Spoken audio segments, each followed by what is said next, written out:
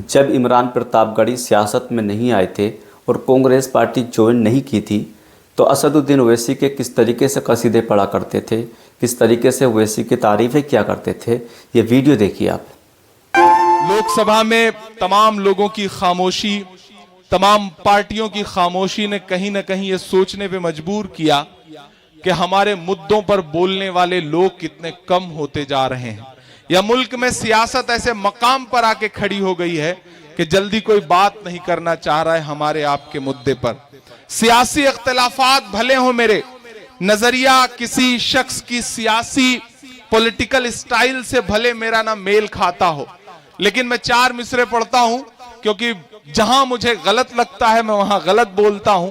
लेकिन अगर किसी शख्स की तारीफ बनती है तो मेरा मन करता है कि मुझे 4 मिसरे जरूर पढ़ने चाहिए। मैं पढ़ता हूं साहब, मैं 4 मिसरे पढ़ता हूं। निजामुद्दीन भाई, मैंने कहा ना कि सियासी इख्तिलाफात भले हों, बहुत सारे मसले ऐसे हैं जहां मैं उनसे इत्तेफाक नहीं रखता, लेकिन परसों जो पार्लियामेंट में हालात गुजरे हैं मेरा मन करता है कि मुझे ये 4 मिसरे पढ़ने चाहिए। मैं पढ़ता हूं साहब कि महज एक शख्स बोला क्यों नहीं 2-3 ने बोला, महज एक शख्स बोला क्यों नहीं 2-3 ने बोला, वही हक बात बोली जो हमारे दीन ने बोला, वही हक बात बोली जो हमारे दीन ने बोला। बहुत से और एमपी भी उसी संसद में बैठे थे।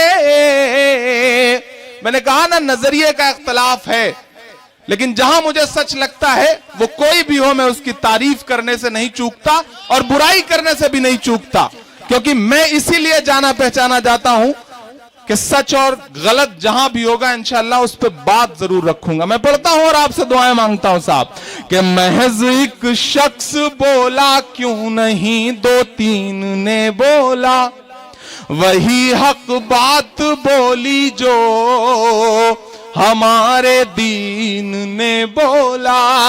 बहुत से और एमपी भी उसी संसद में बैठे थे, मगर बोला तो बस खुलकर असदुद्दीन ने बोला, मगर बोला तो बस खुलकर असदुद्दीन ने बोला। मैं गिरूंगा नहीं, कोई नहीं, मुझे पता है कहां तक जाना है और कहां से वापस आना है। भाई साहब इस चक्कर में आ गए कि कहीं मैं माइक लेकर के अपने प्रतापगढ़ वालों के बीच में ना चला जाऊं।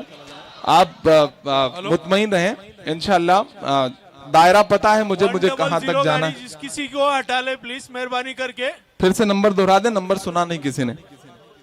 1001 किसी की गाड़ी है, वो जिसकी भी हो उनसे गुजारिश है कि उसे हटा लें। जा रही है माइक वाले जो साथी हैं, माइक वाले बाबू जरा माइक तो बढ़ा दो। अच्छा, जैसे मैंने माइक वाले बाबू कहा, पीछे से एक साहब ने कहा नहीं नहीं डीजे वाले बाबू बोलिए। ये लोगों को गाने कितने याद हैं, उनकी जुबान पे किस तरह से चढ़े हुए हैं। माइक, अब आवाज आ रही है। महज एक शख्स ने बोला, महज एक शख्स बोला क्यों नहीं 2-3 ने बोला, वही हक बात बोली जो हमारे दीन ने बोला। बहुत से और एमपी भी उसी संसद में बैठे थे, मगर खुल कर के तो केवल असदुद्दीन ने बोला, मगर खुल कर के तो केवल असदुद्दीन ने बोला। बिल पास होना बाकी है। लोकसभा में कोई कायदे का नेता भी नहीं था कांग्रेस का। राज्यसभा में गुलाम नबी आजाद हैं, अहमद पटेल साहब हैं। आज मेरी दोपहर में बात भी हुई और मैं निजाम भाई से भी गुजारिश करूंगा और आप सबसे गुजारिश करता हूं कि कांग्रेस के जो एमपी आप लोगों के टच में हो राज्यसभा में, उनके सीने पे चढ़ जाइए और उनसे कहिए कि आपको राज्यसभा में इस बिल का अपोज करना पड़ेगा, वरना अपने क्षेत्र में नजर आए तो ठीक नहीं होगा। ये आपको करना पड़ेगा, क्योंकि जिस तरह की जालिमाना कोशिश की जा रही है आपको सिर्फ और सिर्फ परेशान करने की कोशिश है। सियासत में आने के बाद, कांग्रेस पार्टी ज्वाइन करने के बाद अब असदुद्दीन ओवैसी का किस तरीके से बाइकआउट करते हैं और उनकी बुराइयां करते हैं, आप ये वीडियो भी देख लीजिए। अरे असदुद्दीन ओवैसी, मैं पूरे हिंदुस्तान के मुसलमानों को मुखातिब करके आपसे सवाल पूछता हूं कि अगर आपने सीएनआरसी के आंदोलन में हिस्सा लिया तो मुझे एक तस्वीर दिखा दो जब आप दिल्ली के शाहीन बाग में आए हो। विधायक, 2 विधायक जितवा करके क्या कर लोगे ओवैसी साहब? असदुद्दीन साहब माइक पर खड़े होकर के अल्लाह और रसूल का नाम लेकर के वोट मांगते हैं, सर पे टोपी लगा करके वोट मांगते हैं, चेहरे पे अल्हम्दुलिल्लाह उनके नूर भी है। तो उनसे पूछो कि वो इतना झूठ क्यों बोलते हैं, इतना झूठ क्यों बोलते हैं? वो ये क्यों कहते हैं कि कोई एनआरसी और सीए में खड़ा नहीं था? अरे इमरान प्रतापगढ़ी ने सीए एनआरसी में हिंदुस्तान में 63 जगह सभाएं करी हैं, 60